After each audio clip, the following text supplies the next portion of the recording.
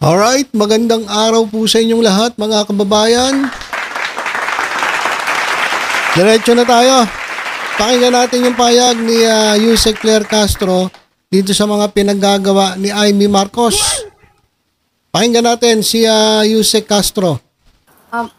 In relation to that, may we get your reaction on Senator Amy officially withdrawing from the Alyansa? Ano po yung naging reaction ni Presidente dito, and what does it say about the relationship between the siblings, ma'am? Sa ngayon po, siya naman po ang nagsabi na siya ay kumakalas na sa Alyansa dahil lang sabi niya ay hindi yata pareho ang kanilang mga adhikain, ang advokasya. Kung hindi po talaga nalilinya ang kanyang mga paniniwala sa paniniwala ng Alyansa, mas maganda po siguro talaga na siya ay umalis dahil kung hindi niya pa paniniwalaan ang mga programa ng Alyansa, hindi po talaga magkakaroon ng magandang relationship. Pero lahat ng ito ay ipapaubaya natin sa campaign manager na si Congressman Toby Chanco. But ma'am, does her statement show that there could be a deeper rift between the two siblings? Kasi ma'am, meron siyang binanggit ngayon na tinake against daw, allegedly ni Presidente, yung investigation niya sa pag-aresto kay Duterte. Yun yung tanong. Meron bang nabubuong alitan sa magkapatid? Ano sagot? Wala po tayo nadidinig na anumang salita mula sa Pangulo. Siya lamang po ang nagsasalita ng mga bagay-bagay na katulad ng ganyan. Siguro yan po yung kanyang pananaw. Pero sa Pangulo po, wala po tayo madidinig. Thank you, ma'am. Okay, so wala. Alam mo si Presidente Bongbong Marcos, tahimik lang yun eh. Hindi naman pumapatol yun eh. Di ba? Ilang beses natin nakita ito si Amy Marcos niya sa Maisog nag-rally. Habang nag-rally, patawa-tawa, sinasabi ni Duterte na bangag ang Presidente. Nandun si Amy. May narinig ba kayo kay Presidente Marcos? Wala. Ganun ang professional. Hindi yung basta-basta papatol sa dyan sa mga taong siguro na-engget lang. Kaya dinidedma lang yan ni Presidente. Follow-up question. Pia Gutierrez, ABS-CBN. Nabanggit din po ni Senator Amy Marcos that tracing the timeline of the events leading to the arrest, the administration only changed its tone from non-cooperation to cooperation with the ICC as the political relationship between the Dutertes and the Marcoses soured, or the Dutertes and the administration soured. Your comment on this one? Okay, itong mga tanong ng mga reporters ay base po dun sa pinagsasabi ni Amy Marcos. Kung napanood nyo yung press conference niya, nung inilahad niya yung kanyang findings diyan sa kanyang investigasyon, nung natanong siya, ang dami niyang pinagsasabi. So, halos lahat ng katanungan ng mga reporter ay base dun sa sinabi ni Amy Marcos. Basta po sa atin po, nung ginawa po ito ng pamahalaan ng administrasyon, wala pong ibang sinunod kundi kung ano yung nasa batas at kung ano po yung obligasyon natin sa Interpol. Kung meron po siyang ibang pananaw, siguro personal niya pong pananaw yan. Kung meron siyang ibang naiimbestigahan, sabi nga po natin, maging patas ang kanyang pag-iimbestiga. Imbestigahan din po niya, gawin niya rin pong resource person hanggat maaari. Yung naniniwala sa ginawa ng administrasyon na isurrender ang dating Pangulong Duterte sa ICC. It didn't have anything to do with the relationship between the Marcoses and the Dutertes, yung naging pag-arrest. Wala po tayong pine-personal dito. Kung ano lang po ang sinasabi ulit ng batas at kung ano yung nagiging obligasyon natin at magiging commitment natin sa Interpol, yun lamang po ang ating gagawin. Wala pong personalan dito. Follow-up question from Marisol Halili, TV5. Ma'am, do you consider, or does the administration consider Amy Marcos a loss from the Alyansa? Tanong, kawalan ba si Amy Marcos dyan po sa Alyansa? May epekto ba ang pag-alis ni Amy Marcos dyan sa Alyansa? Ito yung sagot ng Malacanang at ni Claire Castro, mga kababayan. You consider her?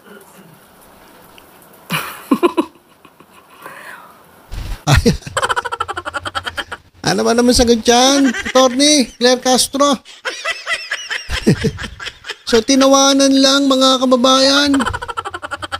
Tinawanan lang ni Claire Castro yung tanong kung may epekto ba o kawalan ba ito si Amy Marcos. Naapektuhan ba ang alyansa? Humina ba ang alyansa dahil umalis si Marcos, si Amy Marcos? Ang sagot ni Claire Castro.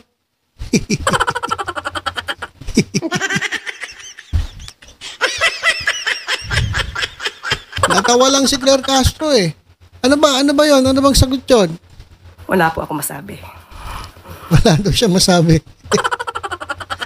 Wala masabi eh. Ibig sabihin, yung ganong klaseng tawa mga kababayan, ibig sabihin natatawa siya.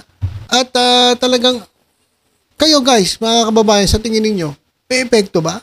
Nung umalis si Amy Marcos? Actually, mas maganda nga umalis siya eh. Bakit? Nasisira ang alyansa dahil sa kanya eh. Oh, kung tumagal pa siya dyan, tapos tinitira niya yung admin, mas lalo masisira alyansa. Kaya nga, hindi na binanggit ng Presidente Bongbong Marcos yung pangalan niya eh.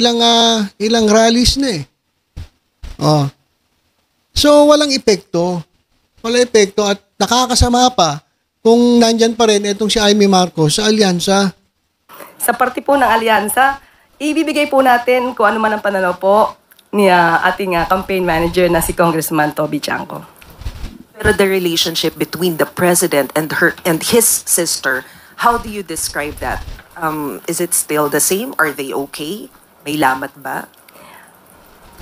As we can see from the statements of Senator Amy Marcos, it seems like there is. But on the part of the president, we cannot say that there's a rift between the relationship, in the relationship of the two siblings. So, hintayin na lang po natin kung meron man sasabihin ng Pangulo. But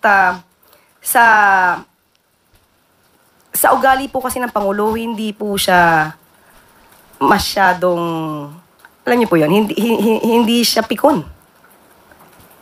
Kaya kahit anong banat, kahit nakita na niyo po si Senator Amy Marcos na nandoon sa Maisog Rally habang binabanggit ng dating Pangulong Duterte ang paninira sa kanya, kay PBBM, wala po tayong nadinig. Wala rin po tayong nadinig na anumang hinanakit kung meron man mula sa Pangulo para sa kanya kapatid. Next question, Ivan Maydina, GMA7. Yusek, this question is on the subject of interim release for former President Duterte. Isa raw po sa mga kondisyon for granting such a motion according to the ICC spokesperson is that for the country. Okay, so hinto na natin dito. Ang pinag-uusapan lang naman natin yung palitan ng salitaan between Malacanang through PC o through Attorney Claire Castro at etong si Amy Marcos. So walang epekto ang pag-alis ni Amy sa alyansa. At ito naman si Amy Marcos natanong, mga kababayan, natanong si Amy Marcos. Sabi niya etong ginagawa niyang investigasyon, ito raw ay maaaring makasira sa kanyang kandidatura bilang senator. Pero ano ang masasabi ni Amy? Pakinggan ninyo mga kababayan. So you're willing na matalo dahil sa pakikipaglaban mo dito sa ICC arresting Pangulo? Hindi naman ako matatalo. May kandidato bang matatalo? Siyempre, lahat ng kandidato naniniwalang mananalo. O yan. So yan yung fighting spirit. Kasi sabi ng reporter, yung ginagawa ninyo, kasi yun yung ibig sabihin, yun yung nakikita ng reporter. Marami nagagalit kay Amy Marcos dun sa ginagawa niyang investigasyon.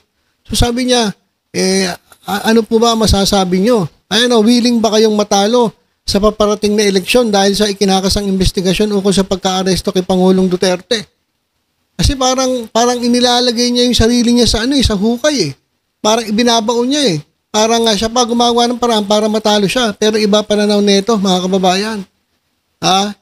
Ang feeling niya, siya ay mananalo. Mas maraming Pilipinong nakikinig sa katotohanan kaysa sa kabulastugan. Wow.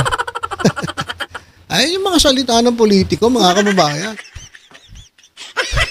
Yan, sinasabi ni Amy Marcos na marami ang Pilipinong tumatayo sa katotohanan. Tama po yan.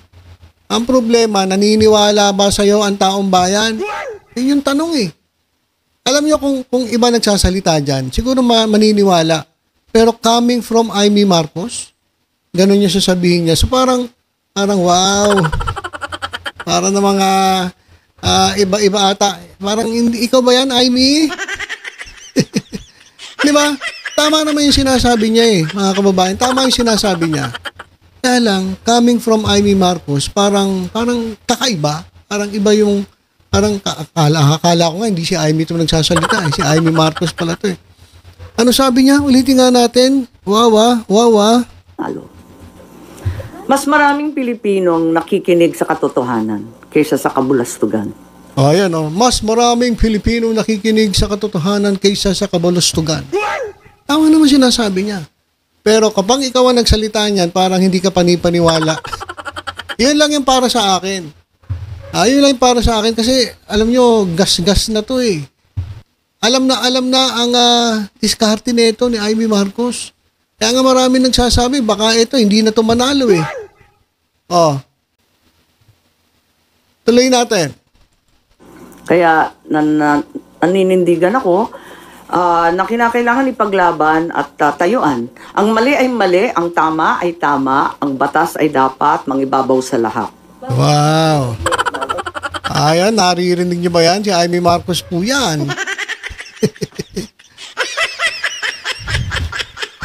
Mamaya may paririnig ako sa inyo na sinasabi si Sal Panelo at parang hindi siya naniniwala pa rin dito kay Amy Marcos. Kahit ganito na ginagawa niya, kinokontra niya ang presidente, parang inaaway na nga niya ang alyansa, parang hindi pa rin naniniwala itong si Sal Panelo. Mamaya papakita ko sa inyo yung video para marinig ninyo si Sal Panelo. Do you feel na naapektuhan yung kandidatura niyo dahil sa Baliktad yata. Ramdam ko baliktad. Okay, so willing na tinanong siya, hindi po ba maapektuhan ang inyong kandidatura? So sabi niya, baliktad ata, baliktad. So ibig sabihin, feeling niya sa sarili niya, itong ginagawa niya ay mas makakatulong sa kanya, sa kanyang kandidatura.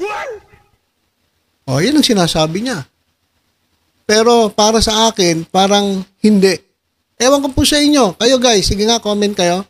Sa tingin nyo ba, itong ginagawa ni Amy Marcos makakatulong sa kanyang kandidatura? Kasi sabi niya, makakatulong eh. Kayo, mga kababayan, sa tingin niyo makakatulong? Iboboto ba siya ng taong bayan dahil dito sa kanyang paninindigan? Sige nga guys, i-comment nyo nga. At eto, may papakita ko sa inyong video. Teka muna, ito muna. Ito naman yung video rin na tinanong siya kung ano masasabi niya kay PCO Yusek Claire Castro. Kasi parang parang tinanong nga di ba si Claire Castro kung may epekto ba yung pag-alis ni Amy. Wala, tinawanan lang ni Yusek Castro. So ito, natanong ngayon si Amy. Ano ba masasabi niya kay Yusek Claire Castro? Mukhang nagkakainitan etong dalawa. Pakinggan natin, ano sabi ni Amy?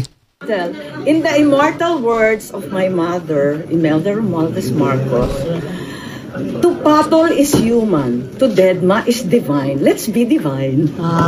Deadma. Ang asahan. Yan mga kababayan. So, sabi niya, to Patol is human, to Deadma is divine. Let us be divine.